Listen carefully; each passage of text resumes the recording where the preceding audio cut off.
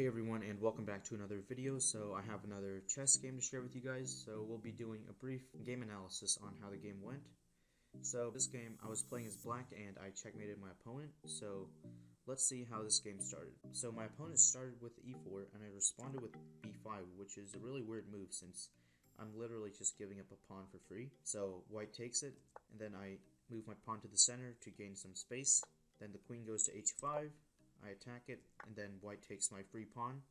So at this point I'm already down 2 pawns, which is not looking good. White still has all of his pieces while I'm down 2 pawns. So I block the check with my bishop. The bishop moves to the c4 square, and then I attack white's queen. So the queen moves back, and then I castle. And then black moves his knight to f3. I move my rook to e8 to pile up some pressure on the e-file, potentially putting the king in check a few moves into the future, which is exactly what happened, as you guys will see if you keep watching on. So white reinforces his e-pawn by going d3. I put the king in check, then white blocks with his bishop, and I didn't want to trade bishops yet, so I went back attacking the queen. White blocks the attack with his pawn.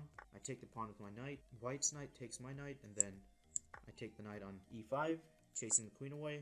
And now here is another pretty good move by me. So I went bishop takes b2 check. So I'm not only attacking the king, but I'm also going to win the rook on the next move. And at this point it looks like I'm making a comeback, which is good. But I forgot to realize that once I take white's rook, he can just take mine on a8.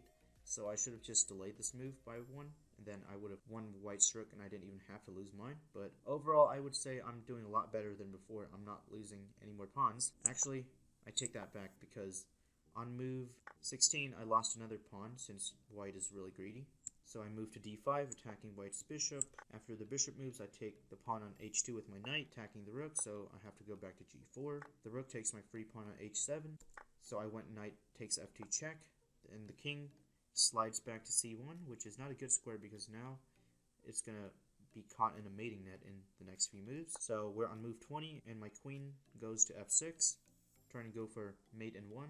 But white saw that, so he blocks it with his bishop. I take his bishop, then his knight takes my bishop. I take his knight on c3, and then the queen goes a3 check, so I go to g8, attacking the rook, but white isn't aware of the fact that he's about to get mated in the next move. So yeah, that's pretty much what happened. I went rook e1 and it's game over. So I hope you guys enjoyed my commentating. I'm not the best at it, but I hope you guys enjoyed the video. If you did, make sure to leave a like and subscribe, and let me know down in the comment section below if you guys want to see more videos like this. And other than that, have a good day, and I'll see you guys in my next video. Take care.